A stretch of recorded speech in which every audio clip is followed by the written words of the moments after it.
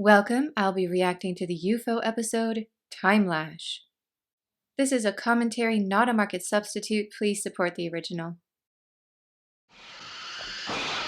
Well, he finally cracked. This was inevitable. As much as I'm joking, there's probably a really good reason for this, knowing him. For sitting behind a desk all day, he's pretty good. Can we bring him to Moonbase Alpha security team for Space 1999? Where did you come from? Nobody's to come through that door. Nobody. Understand?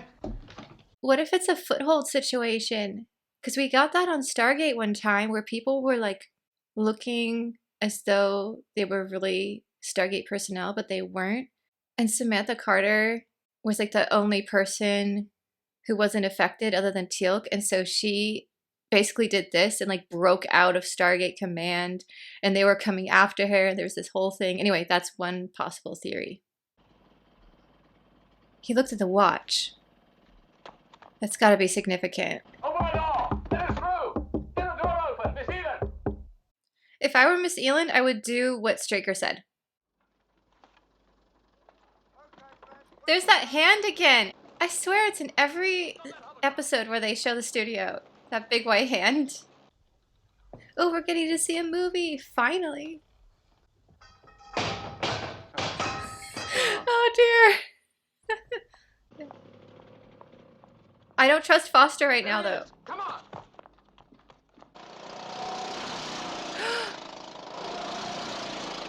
Oh my.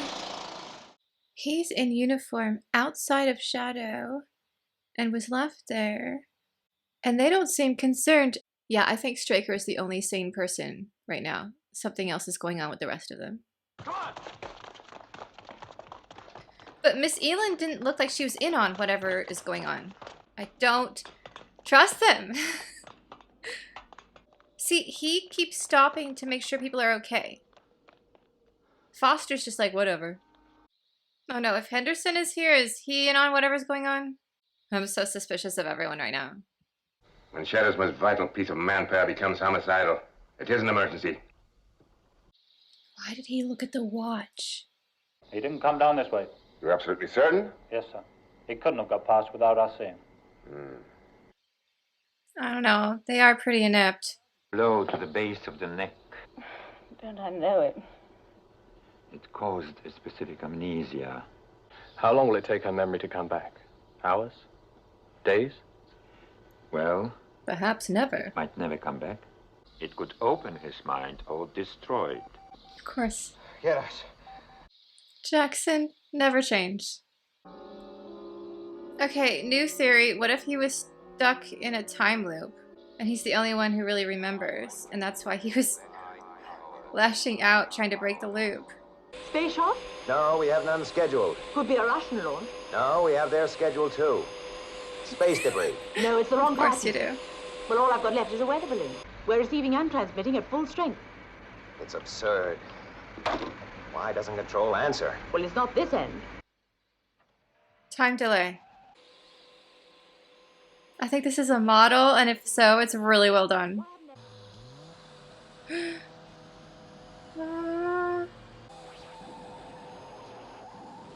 Oh no! I know now's a terrible time. I love Colonel Lake's purple blouse. Ooh. At least he has a brown car. Fits right in. Camouflages. What? What? It was night. They're frozen. What's happened? I don't know. Yeah, some kind of time dilation thing. That explains why they couldn't pick it up on the radio. The signal will take days to get through to them. I'm not sure if they're frozen or just moving incredibly slowly. What is with this hand? Post in the comments if you know. Keep going, you'll find Sleeping Beauty to kiss awake. Oh wow. Commander. That's really stuck. Come on, let's get back to the car. Alright, Lake is starting to lose it here, and I don't blame her.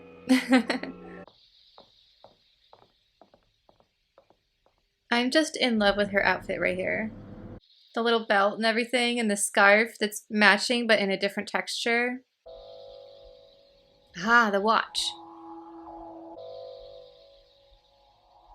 Her eyes are up here. I like Lake's expression. She took in what he was doing and was like, We need help. That thing's still up there. uh-oh.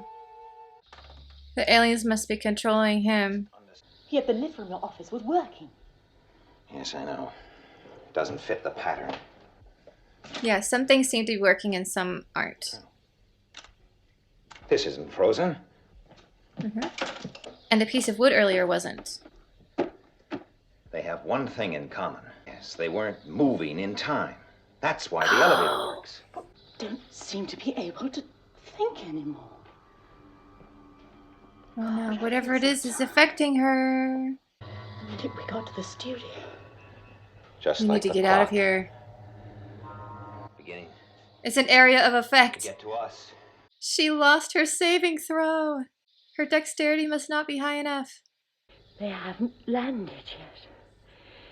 They're still in a different continuum. Yes. Well, they obviously have to shed the field force before they can operate here. Commander, What is it? on the corridor. I'm sure I saw something move. I like how he immediately trusted her. Straker immediately ran around the corner to see what it was. He could have been like, oh, you were probably imagining it. Everyone here is frozen. La la la. You're upset. I love that his knee-jerk reaction was, you think you saw something. Okay, let's check it out. Yeah, but the guns, well, I guess they weren't in motion, so they should work, right? But the bullets could be like going so slowly. Ooh. Nice. This is such a fun concept. It would be really hard to be an actor in this episode, though, because you had to remember exactly where you were and not move.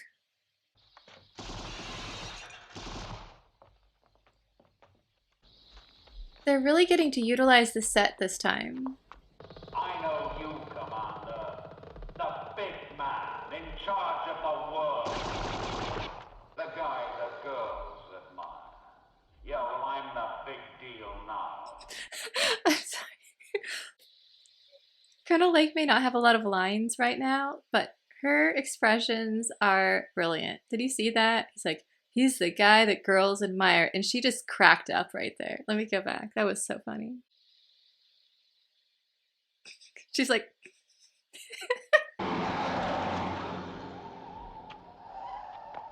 That was a great stunt. Yes, Over the queen. tires! Oh, they're marvelous, Stricker. They're brilliant. They can do things we can't even conceive. Even though this chap has gone quite mad, it sounds like he has talked with the aliens. He might know some things about them and their motivations. I wonder if Straker can convince him to talk a little bit more, maybe learn some things. Well, we've got to try. Trying's all we've got. I feel like that in life sometimes. Trying's all we've got. Bloody-mindedness. It built this planet. Did Straker just say humans are gonna win because we're super stubborn? Nice. And your lovely lady. Ah, he finally mentioned her. About time. She's like, I wore this outfit. It is clearly a showstopper, and now is the first time you mentioned me? Speaking of outfits, I love the purple theme going on. Straker! How do you think they're transmitting their power in here? Because I fixed a piece of equipment in the control room so it would act as an aerial. Aha, yes, the villain monologue. Trick him into talking more. It's not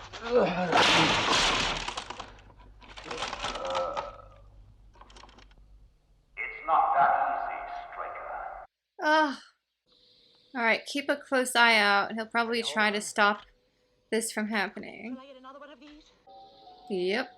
There he is. I think this is when Lake gets... Alas.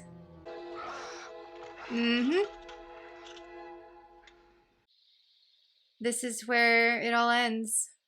I think I'll just play that back. We're in a loop now. These set locations are amazing. Uh-oh, this is where he was found.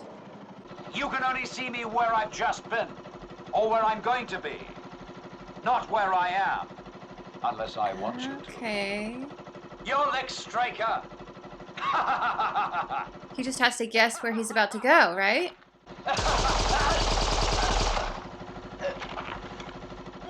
Very clever. Grab that key! Maybe they'll believe his story when they go up on the roof and find all this stuff, hopefully.